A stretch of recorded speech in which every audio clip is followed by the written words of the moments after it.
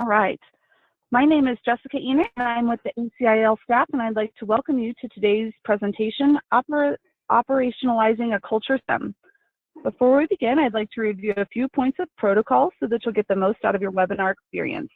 Remember, you are listening to the webinar via conference service. If you're registered, repeat the steps that were given to you by the registration email. In order to reduce background noise, please keep microphones muted throughout the presentation. If you have any questions, please type them in the chat box on your screen. The presenter will address questions as become available. Please note that today's program is being recorded. It is my pleasure to introduce our presenter, Mr. Warren Quinn. Warren Quinn has spent his entire professional career building a reputation as the go-to guy, focusing on the leadership needs of privately held companies and nonprofit organizations. After starting his career in the landscape construction following his undergraduate work in political science, Warren received his Doctor of Law degree from Emory University and practiced general corporate law for several years. He then spent 18 years at the American Nursery and Landscape Association, learning nonprofit best practices from his mentors and peers in the association executive profession. While with the ANLA, he led the development and delivery of elite education and business services to over 1,700 closely held companies and mentored the leadership development of the CEOs, presidents, and owners of those firms. Starting in 2013, when ANLA merged with another organization and moved its headquarters to Ohio, Mr. Quinn began his executive leadership coaching practice, including 2 years as a Vistage chair.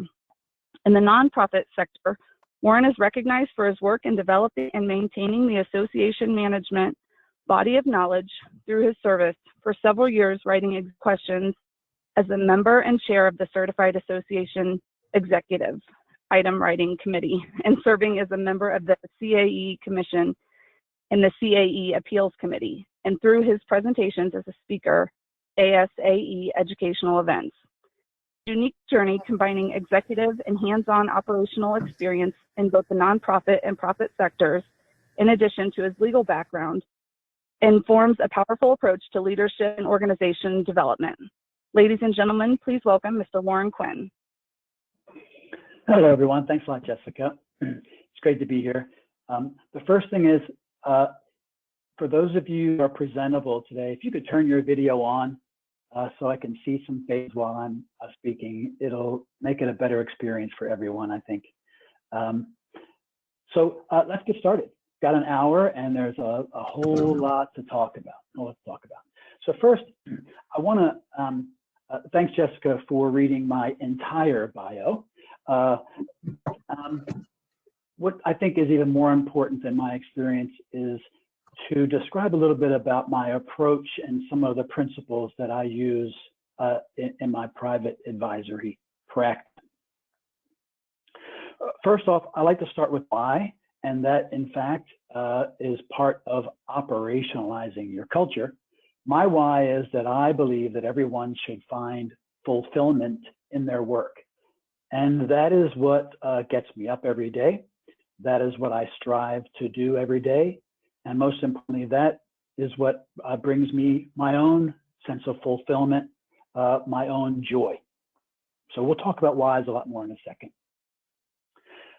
The next thing is that I have learned in my 60 plus years on the planet that I'm a pretty logical guy, meaning that things have to make sense for me. I can't just hear something and accept it. I'm a little cynical. So I'm always exploring ideas, and I'm always looking things to assimilate, aggregate, and make sure that things make sense. I'm a little embarrassed to admit this, but just maybe a couple of years ago, I don't know how I learned this. I don't remember that, but some of you may or may not really know what PhD means. You know what it is, right? It's a doctoral degree. Well, PhD stands for Doctor of Philosophy in Latin. So what that means is that no matter what area individual has gotten a PhD in, let's say in your case, I don't know, biochemistry, or some similar scientific doctoral or doctorate, You're a philosopher. Well, what does philosophy mean? It means the love of wisdom, the love of wisdom. So I don't have a PhD. My doctorate is a Juris Doctor of Laws. And of course, any MDs are not PhDs. Some are both. But the point is that I have an analytical nature. My background is in law, finance, operations. So why do I go through all of this? As I go through my presentation today, I'm going to be talking about some concepts that don't really feel very operational. They feel emotional, right? They feel like sort of the softer side of things. But I want to assure you that ultimately it's about business. And that means that for a business to succeed, you have to have sustainable profit. Well, how do you have sustainable profits? You got to get things done. So the system that I'm going to present today ultimately is about productivity, getting things done, and having an accountability mindset within your organization. I have learned over my career that the best way to get things done is to have a high performing culture. And the rest of the day talking about today is, what is that? What does that mean? So I like to start all of my presentations with what I'm trying to accomplish. Now, clearly there is a set of principles that we're going to cover, but ultimately the real objectives are these. I would like to create a sense of urgency on your part, that this is something that is so important that you need to get moving on this right away. And ultimately, that sense of urgency has to flow from your personal why, what it is that's important to you in your career and in your life. I'd like to create a little bit of curiosity about the theories, the frameworks, the systems, and ultimately a couple of the products that are available to you. I would love it if you, when you finish today, or if you're going to watch, if you're watching a recording, that you begin to get more comfortable with conversations about culture and systems, and that's really the how. We'll talk more about that in a minute.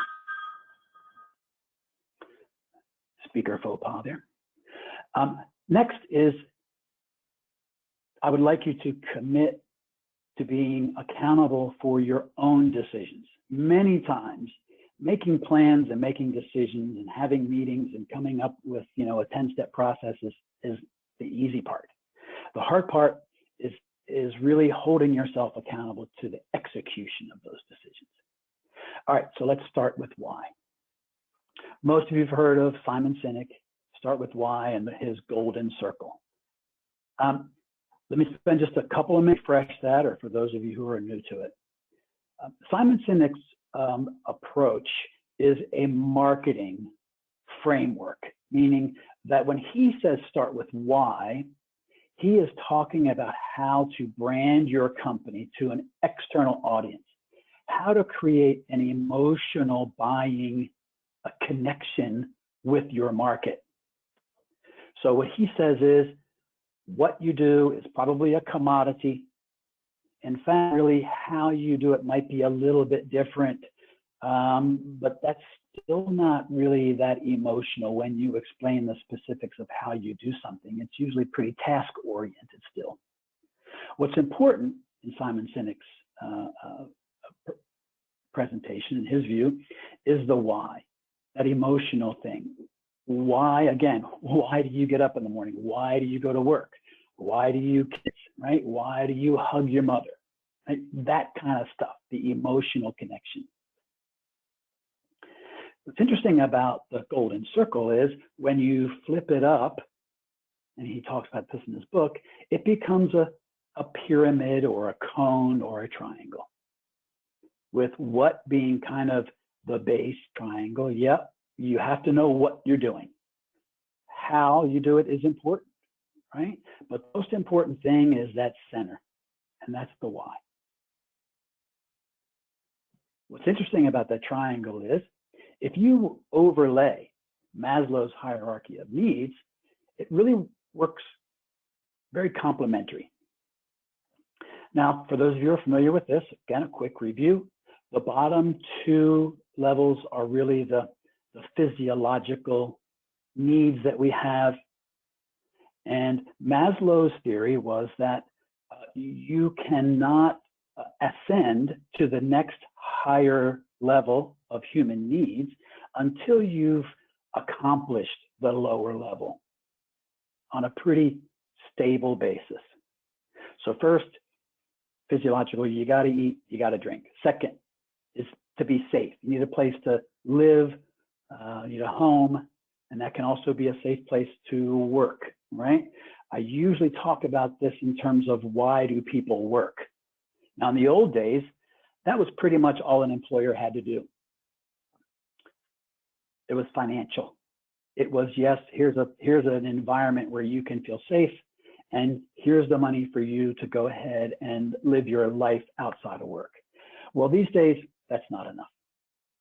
These days, employers are expected to provide a work environment that meets a higher level need, which the next higher level is to create an environment where that person can feel a sense of belonging to a group and that they're loved and accepted. And in that process, they can begin to get a sense of achievement. And achievement is what creates self-esteem. Now, I'm not going to get into what has happened over the last 20 or 30 years on this self-esteem thing. All I can tell you is that self-esteem cannot exist in a human being without achievement. Otherwise, it's not self-esteem. It's fake, okay? The last level is self-actualization, and that's really what I like to call selflessness, which is when you get to the point where you are spiritually connected. All right. Now, Maslow was an atheist, so that's not really how he put it. If you're curious about Maslow, I encourage you to look it up. Now, the next sort of framework that I like to overlay here in terms of establishing a culture in your organization, step one, right, is human identity development. And you all know Stephen Covey, right? The 7 Habits of Highly Effective People, 1989. And I'm going to go from bottom to top on this because the bottom represents sort of the bottom of Simon Sinek's cone or pyramid, the bottom of Maslow's hierarchy. And in terms of identity of folks that work with you or for you, when we're children, we have dependent identities. So not only are our physiological needs dependent on someone else, when we're a child, we define ourselves by what other people tell us about ourselves. It's a dependent identity. We don't know what it means to be ourselves. So we are taking in what is fed to us from outside. It's external to us. Now, as we grow, we develop a sense of independence. We start to reject or question the stuff that's being fed to us. And we say, you know what? I'm going to feed my ego. I'm going to assert my independence from these outside sources. I'm going to stand alone and be strong and assert myself. Well, that only gets you so far, right? That's the adolescent phase of human identity. The next level is interdependent identity. Now, this is where it gets super important in the employment context, again, related to Maslow. In order to develop an interdependent identity, you have to have a why. You have to, as an adolescent, get past your internal self and how important you are as a standalone human being and realize that there's a world out there. There are important things that need to be done out there, that you have goals and aspirations and issues that you're concerned about. And you start to realize that you can't do it by yourself. And that's the step from adolescence to becoming an adult. And this is where you start to become purpose-driven. You're not being driven just by your own sense of self, but that you realize that you need other people to accomplish the most important things to you. That's interdependence. And that's in Maslow, that's that sense of belonging, right? Sense of being loved and sense of achievement. That is only provided in the group setting. Lastly, again, this ties in with Maslow somewhat, where you reach the point of what I call selflessness. And employers can't, I shouldn't say they can't, they don't typically get into that arena of individual development, but employers provide that interdependence that leads to their sense of achievement and growth, where they can get to the point where they can get up every day and live for others. That's selflessness. You no longer live life for yourself, but you live your life for others. That becomes your cause. So one, as an organization, you have to establish an emotional why. Not just in the marketing sense, and we'll go into the relationship a little bit later, but really within the company. Why does the company exist? Because I will tell you, in my career, I have not met too many folks who don't own stock in a company who really care about the company making money. I work with owners who that's pretty much all they think about, is whether the company is generating profit so that they can live the lives that they want to live. And it's not an effective why for a company, because frankly, nobody but the owner really cares about that. This is what they care about. Your company's why should A, seek to fulfill those higher human needs that we talked about in Maslow, meaning growth potential of folks, helping them be the best people they can be. Your why needs to foster interdependence, right? This team concept. We're all in this together in pursuit of a common goal. It has to support healthy relationships, the sense of love and belonging. It has to focus on individual achievement within the context of the company. So this is about growing people. And lastly, it does need to help frame the emotional external brand message. Now, the easiest example of this, of course, is Subaru. Subaru says in their brand messaging, their external messaging, their marketing system, love is a Subaru, right? So that may be the easiest example, but there are tons of other examples where there's an internal sort of personal achievement and sense of belonging within a company, and it also supports emotional branding that Simon Sinek talks about. So step number one, you have to have an emotional internal why that's not about the company, but about the people within the company. Now, this is another way to kind of grab a look at this, and you may have heard of this too, the circle of influence. Now, the reason the circle of influence is important is because it's the connector. It is the culture, meaning the circle of control for us is ourselves, our own behaviors. The circle of concern is that goal we will accomplish, right? That why. And if there's a disconnect and you don't get into that interdependent identity and an interdependent team environment at work, it causes stress, causes dysfunction. So you have to work on that circle of influence, that yellow band in this graphic, in order to reduce that stress and give individuals more control over the results. What does that require? It requires leadership. Leaders, they control their own behaviors. They also influence other people's behaviors. and their concern is the desired result. So the leadership within a culture, an operationalized culture, is one of the systems that you have to have. If you're not growing leaders that are providing influence within an organization, you're not going to get the desired result. Now I'm going to spend a couple of minutes here on behaviors, not too much because we don't have too much time here today, but it's critical to really think about behaviors in the context of work. Now, this is from an organization called the Leadership Circle. The book and the research and the assessment, the book is called Mastering Leadership. And I encourage you, again, to do more work in this arena if you're interested, whether you're an owner or an HR professional, get that book and really sort of wade through it.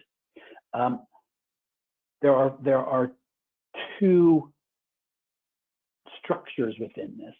From left to right, the left side are relationship behaviors, the people behaviors, and the right side are the task behaviors. And what we're looking for, obviously, is a balance, right? You want to get things done, the task, but you want to get them done in a way that produces, maintains healthy human relationships. So you want balance from left to right. The bottom half are reactive behaviors. I'll go into that a little bit more. But the intention here is to move or grow from the bottom, again, the identity piece, the dependent behaviors, reactive behaviors, to a more interdependent, creative set of behaviors that are on the top. So this complements the identities from Stephen Covey. So reactive styles, okay? There are three main areas. One is complying, and that means you have, if you have high reactive compliance, it means that you're sort of giving up yourself in order to be liked. Your concern is external. You're trying to please others. So you're conservative, you're pleasing, you have a strong sense that you need to belong. But it's reactive, it's negative in a sense that it's just too much. You're not achieving, really, you're giving up yourself. Second is this protecting, which means you have the need to be considered as kind of smart, right? So you stay distant, you're critical of others, and you can come off as arrogant if you have these reactive styles. If you have a controlling reactive style, you're perceived as being autocratic, ambitious, too driven, or quote, too perfect. Okay? So these behaviors aren't bad. They, in a sense, can be gifts. On the relationship side, you want people who want to be liked and get along with others. You want folks with that gift, that need to fit in and belong and work with others. Right side, you want people who are driven and task-driven, right, and are ambitious. You also want people in that center pie that are analytical, right, and are critical and are going to be sort of systems-oriented. So what do we try to do? We try on the behavioral side to create a set of behaviors, and we're going to get into more detail on that in a second, that that lay out the behaviors that we want to. So on the relationship, the furthest left, if you will, on the relationship side, you have these kinds of behaviors. A caring connection, that you start to care for other people. In other words, you move from caring that others like you to I truly care about other people. You start to lose that dependent identity and start to move outside of your own ego and for caring for others. Team play, collaboration, mentoring, teaching, strong interpersonal intelligence, right? The give and take of a really healthy conversation. Those are the kind of behaviors that you want in your organization. Next level was a little more task-based, but still heavier on the left side, that relationship side, right? Are the relating behaviors. Caring connection really fosters that teamwork, team play to get things done, collaboration, mentoring and development, interpersonal intelligence, self-awareness, right? They become selfless. Again, we're trying to get more toward that selflessness, balance, a calm demeanor, composure, and you're consistently learning. These are behaviors that you want in your culture. Authenticity. In fact, I'm going to move on and I'm going to cover the last. As you move toward the more task-oriented side of behaviors, you get into these systems issues, right?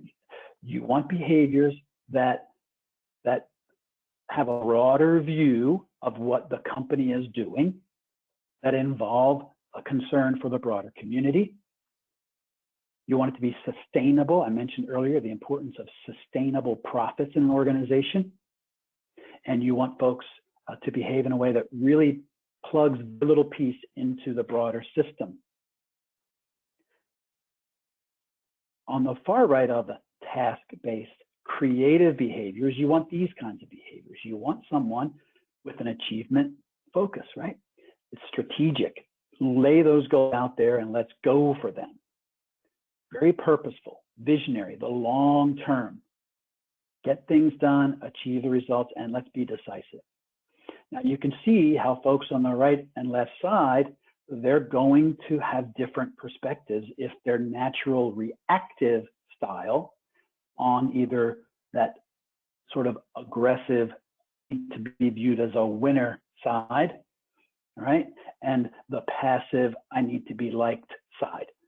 They're going to come to the table with different sort of native skill sets, but everyone needs to work on these kinds of behaviors. Now, I want to finish with this authenticity piece.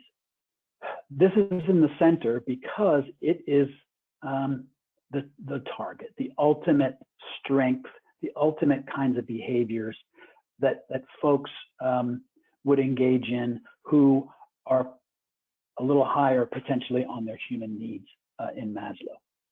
And that is that they are authentic, they're real, they're open-faced, open-hearted, truthful, honest, they have integrity, they'll change their opinion, they don't really have an interest necessarily needing to be right, or needing to be liked, because it's in service, everything they do is in service of others or the organization rather than themselves.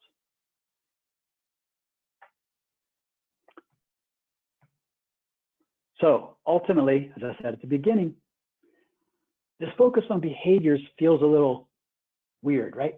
For those of us, including myself, who are systems people, operational people. So it has to make sense, right?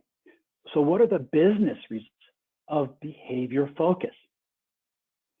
You get a strong brand. This brand, this way of behaving is a really good way, that circle of influence, right? To connect what you're trying to accomplish, the why, right, with what you do. It's that how, that circle of influence. And there's an emotional piece to it, to that brand. Because ultimately, within your organization, your reason for being, and I believe it's a universal why for companies, which is the reason a company exists is to grow the people that work at the company. The closer you can get to that, the stronger your connection. And what does that bring? If that's your mantra, if that's how you operate as an organization, you're going to have a higher degree of loyalty among the folks that work for your organization. They're going to be more willing to sacrifice themselves on behalf of the broader why. You will have better or cohesive decision making. If you have a common purpose, it really frees people to make decisions without fear that it's the wrong decision. Now, it may turn out to be the wrong decision, but the intention is correct. The goal is correct.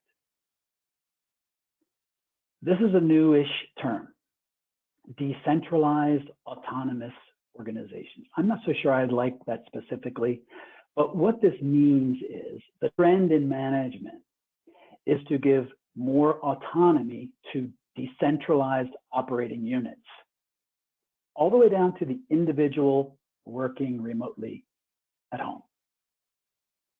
This was happening anyway before the pandemic, but COVID has accelerated a bunch of things that were sort of happening anyway or going to happen anyway, probably by 10 years, 15 years in some cases. So if you are, and I don't pretend to know how independent laboratories work, what it is that you do specifically and how your organizations are structured, even if everybody is in the same location and meeting together in person and standing around the water cooler, sort of all the ways that a workplace functions, when it comes to folks doing their work, accomplishing their tasks, making decisions within their sphere of authority, the more guidance you can give them with focusing on behaviors, right, the better their decisions will be. And the more they'll feel like they have achieved something because they were able to make a decision. You'll have more functional teams. You'll have more redundancy and better training because people aren't going to hoard knowledge. You know, when I was growing up, the saying back then in the me generation was knowledge is power. Well, that's just plain wrong. Knowledge is not power. Sharing knowledge is power. So in the behaviors, when you frame your culture, that's got to be one of the behaviors. Is the sharing of knowledge is what will get you ahead, so to speak, not hoarding knowledge. Ultimately, productivity goes up, your systems just work better when you focus on behaviors, and people will see their sense of achievement, their personal growth, and their self-esteem. Ultimately, the profits will be more sustainable. So that's really the end of this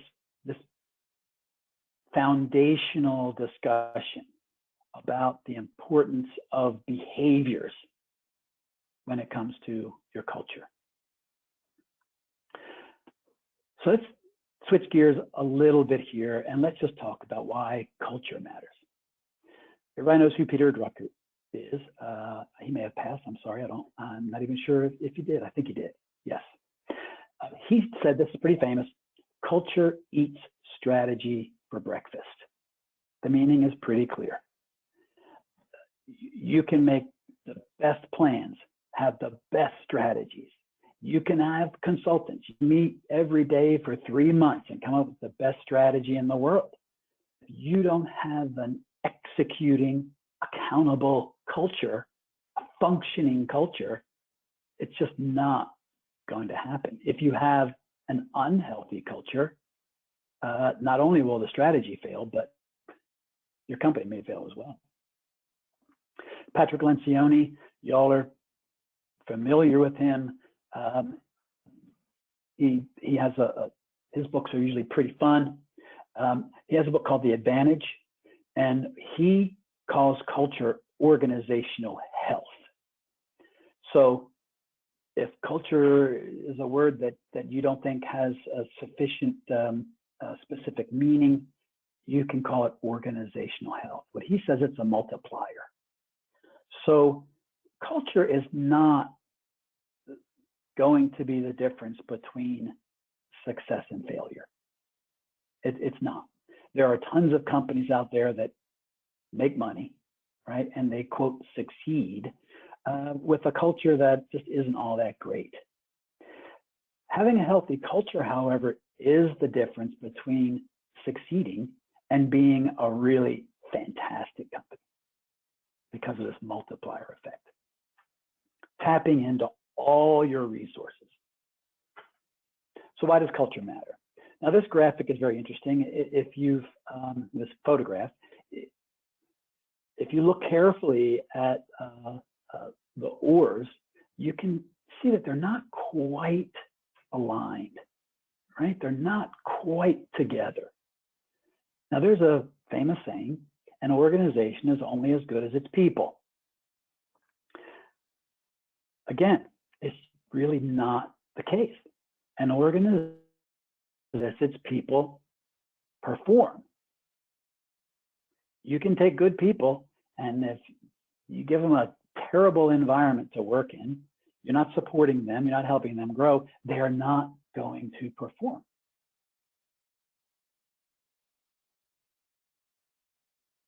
In any organization, you have, of any certain size, you have a bell curve of folks when it comes to these kinds of things.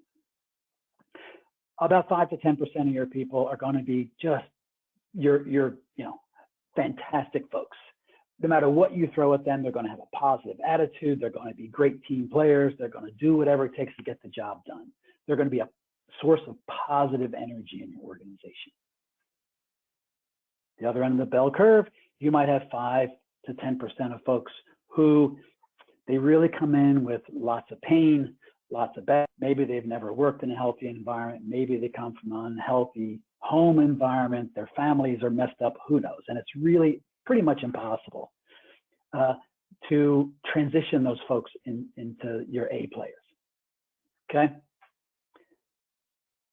But in the middle, you've got 80, 90% of folks who go with the flow. They'll fit in.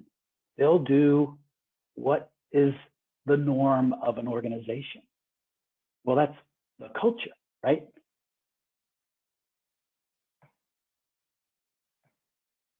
Let's talk about competitive advantage of a good culture. Whatever product you may have, you could invent a new product. And if you're familiar with the commodity curve, you know this. You've got to continually come up with new, because if you have a successful product, over time, your competition will figure out a way to copy the product.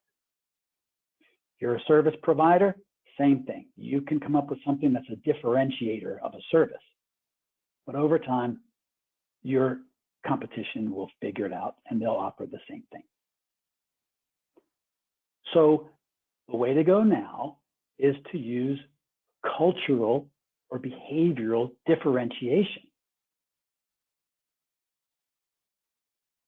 And in that environment, your competition cannot recreate or copy your people. So where does culture come from? In any group of people, if it's a few friends, like this picture here, the way they behave is typically guided by someone in that group that takes the lead, is a leader of that group. You want to go to dinner first? Do you want to go to the bar first? Do you want to see this movie? Do you want to see that movie? And the person just says, hey, how about if we go see this? And they may be looking for input, but somebody is taking the lead. Same thing in your organization. That in every group of folks within your organization, somebody is determining the culture of that group and the company. And what happens is it's the strongest personalities that determine the culture of an organization if you're not being deliberate about the behaviors that your organization supports or does not support. If 2 of these 3 people are jerks, whatever term you want to use, right? They're uncooperative, they're cynical, they just don't care about work, they're just putting their time in and trying to get home as fast as possible, that's going to be your culture. That's going to be your culture. So what should culture be? It should be intentional and it should be systematic. Intentional and systematic, meaning you have to define what it is and you better make sure that you put it into action. Now, this graphic and the framework I'm going to describe here is from an organization called High Performing Culture, and the product that it comes from is called CultureWise. It's fairly unique. It is a tool that I use in my practice. I'm not going to spend too much time talking about the specific product, but really more about the approach here. So step number one is to define the behaviors, and we call them fundamental behaviors. They're fundamental because they are the foundation for everything else that happens in a company. Step two is to ritualize those things, and we're going to focus on just those two today. Ritualization is important. We'll talk a little bit more about the systems that you have to put into place, but essentially, you got to find the right people. You have to integrate them into your culture. You have to communicate the behaviors throughout your culture. You got to coach folks on their behaviors, whether their behaviors are acceptable or not. You have to lead. We talked about leadership earlier. Those influencers, right, need to be on board. And this notion of accountability. People are accountable for their own behaviors. Okay, so let's start talking about behaviors and how do you define the behaviors for your organization so you can operationalize your culture. Values are different from behaviors. Just about every company has a set of values that they talk about, and they put posters on the wall. And that's a good thing. And you use terms like integrity, quality, respect. Now, those are ideas, they're concepts, whereas behaviors are actions. They're things that you do. They really put the legs on those values. How? Remember we talked earlier about the how piece of it? Those are your values. Well, how do you measure those things? How do you accomplish those things? How do you define them? This is just an example of 4 behaviors. Honor commitments, practice blameless problem solving, be a fanatic about response time, and get clear on expectations.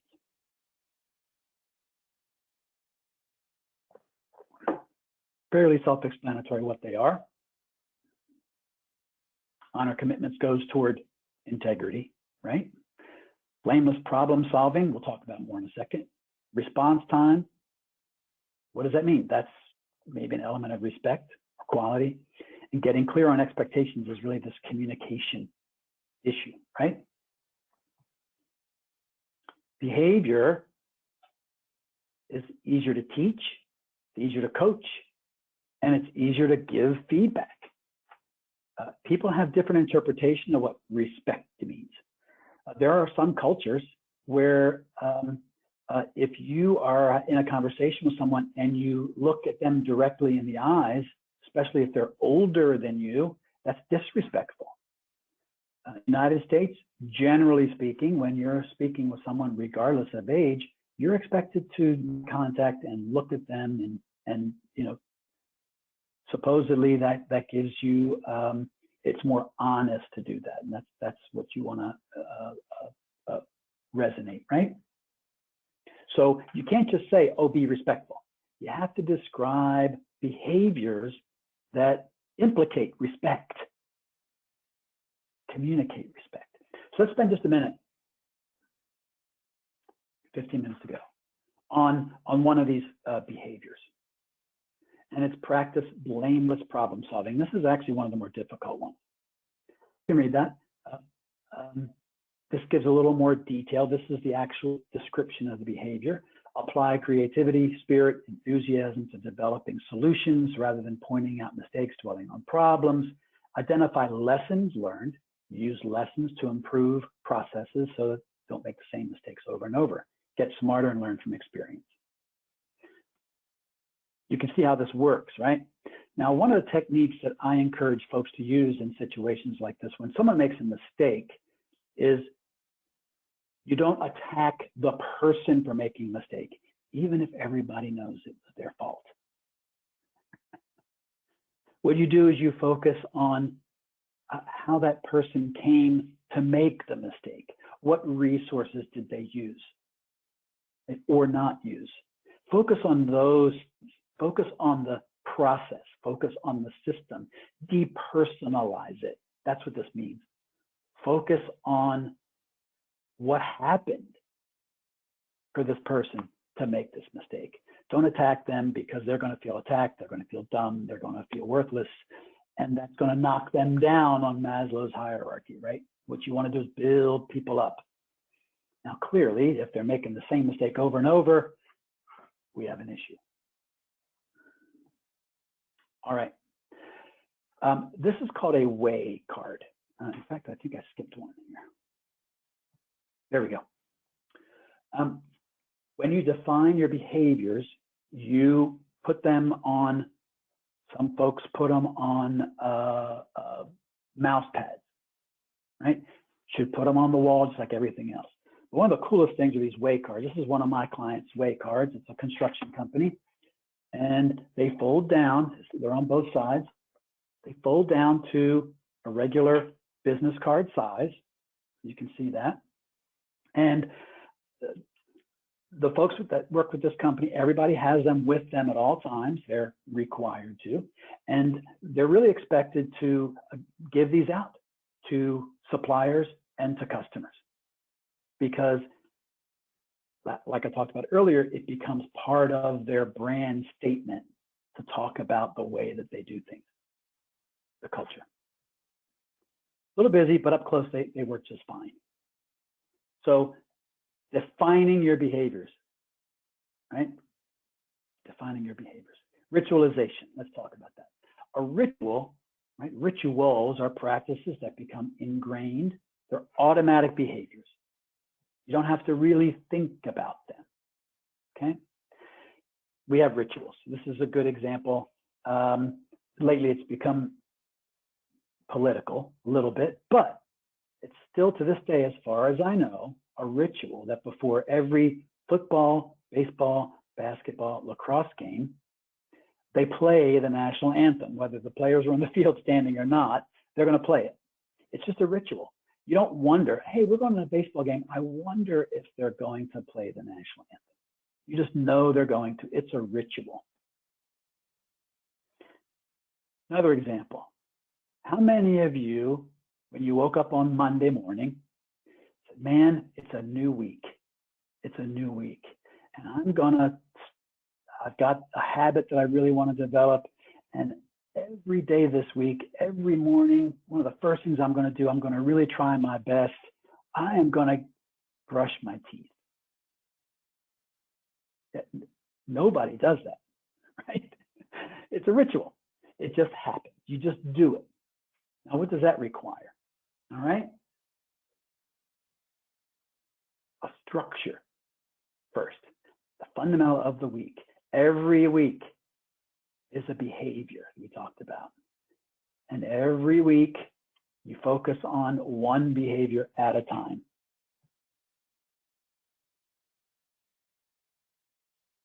You start your meetings with them. It becomes a ritual. Start your meetings with, hey, just a reminder, here's the fundamental of the week and your way card. What's happening? How are we doing? Right? Do we have any stories? We'll talk about stories in a second. To change behaviors, right, through rituals, and I talk about the importance of behaviors and rituals. They have to become internalized. They just have to become part of who you are. You just do it. I will say when the time changed back in November, I was working with a client and neither one of us were exercising. And we tried to figure out why we didn't. And we tried to figure out why we should. And we committed to each other that every day we were going to do some kind of exercise. Okay, so starting that, in order for that to become internalized, well, how does that work? You got to repeat it over and over and over again. I don't know about you, but that's pretty boring if it becomes, oh, this is so repetitious. It's the same thing all the time. To become a guitar player, you have to put in thousands and thousands of hours to do that. Requires these rituals, right? Just integrate it every day, just do it, repeat it, and then over time, it'll become a habit, right? It'll become internalized. So let's get to some meat here, some real meat in terms of operationalizing your culture. Let's talk about systems and metrics, because this stuff can't just be everybody likes each other, everybody gets along. That's just not typical human behavior, especially under the pressure of work. So how do you do this? Weekly reminders. Every week, it goes out by email, every single person in the company. Here's this week's fundamental, here's a reminder. Every week, someone in the company is assigned to talk about the fundamental of the week and kind of what it means to them. And in their career, what situations have they been in where that specific fundamental has been helpful to them. Weekly lessons. Scenarios sent out again to everybody in the company that says, hey, here's a scenario, put yourself in this scenario, and here are 4 potential ways to behave in that scenario using the fundamental of the week as your guide. And it's a quiz. They have to answer the question, and you tally those things, you track those things. Talk briefly about meeting agendas. Every meeting, even stand-ups, right? If you have a 5 or 10 minute stand-up, you just talk about it for a few minutes. Meeting agendas. Stories and drawings. All of my clients who use these fundamental behavior systems have monthly drawings. $100 goes to the story that is drawn out of the bowl. The way the stories go in the bowl is up to the individual operation. Got a construction client, and they added on the bottom of their daily worksheet a space for a story. Hey, did something happen today that relates really well to the fundamental of the week? Those stories are collected from the field. Office folks can turn those in as well, obviously, administrative people. And the winner gets $100 at the monthly all hands meeting. All right. Another one is a little less formal. It's just done by email or going in and talking to the boss about what happened, and the name gets put in the hat.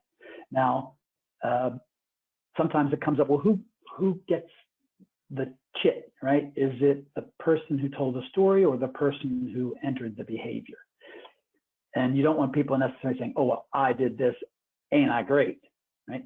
So essentially they split it 2 ways if it's that kind of case. They say, all right, so-and-so is holding this other person up. You reward both behaviors. And if you feel like if it's $100, usually give them $100 each, that's fine too. What happens is that if the same person's the most engaged and wins every month, people will start paying a little bit more attention. The next system that you have to have is each position, each job description have to list in the job description 3 or 4 of the fundamentals.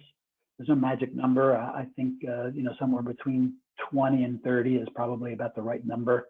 If it's 25, right? That's every week for half a year. You can skip a couple weeks over the winter break if you want to. Winter holidays, folks are not necessarily engaged. So twice a year, you go through your fundamentals. But each position in the company, you pick the 3 or 4 behaviors that are the most critical for their job, for that position, and you put it in the job description. So when you hire people, your hiring system, you ask questions that get to the behaviors you're looking for. If you're not familiar with behavior-based interviewing, Just Google it. You'll find it. Right? You can ask specific questions that will get at that person's approach to specific behaviors. Next, when you onboard someone or integrate someone into the company, clearly you have to spend a good amount of time on your fundamental behaviors. And then for each person, not by position, but each individual, as time goes on, they will evidence the behaviors they're having a little trouble with. So when you're doing annual reviews or quarterly reviews, however you do it, you use that as your coaching mechanism. Say, you know, we've been talking about working on these 2 or 3 fundamental behaviors. Here's how you're doing. You track it just like anything else. You give them feedback, you coach, and then you provide them resources they need. And you just continue to go through that iterative cycle. Your leadership function. You should assess leadership. I talked earlier about the leadership circle. There are others. I think it's the best one, but you have to assess leadership and make sure that you provide leadership coaching for your top executives on your team to make sure that your executive team is fully on board with your behaviors, with your culture. You promote folks based on whether they're part of the team. And the other side is you have to let people go who are not really engaged and who are not engaging in behaviors that support the culture that you need to accomplish your why. So if they're not helping others, they're not really participating in conversations of important topics at meetings, and they just can't bring themselves to do that, they're not part of your company. They're not part of your tribe. Annual staff surveys. I don't know how many of you all are doing that, but you should. Annual staff survey should focus, 80% of it should focus on how are we doing as an organization on these behaviors. That allows you to identify those things that you need to pay a little more attention to, perhaps, overall. Many times those staff surveys will point out shortcomings of, quote, upper management. It's a really good way for executives to get honest feedback about how they are doing on their behaviors. Same thing with customer surveys and supplier surveys. You should pick some key behaviors that you want to be measured by among your customers and among your suppliers.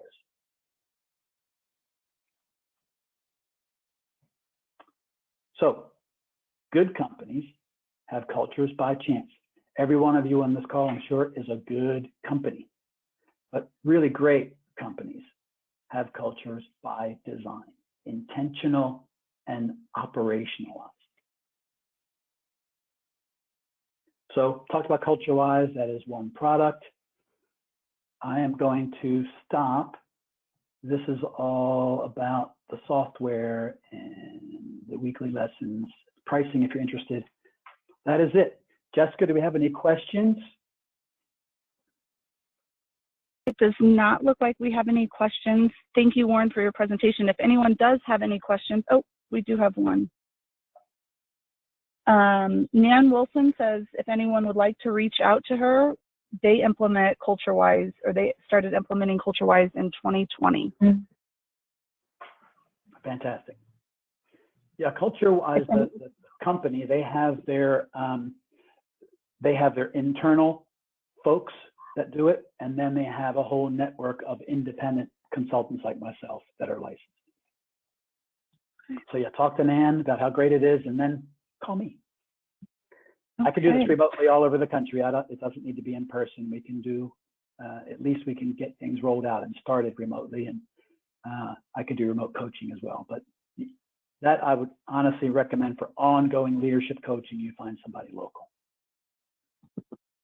Wonderful.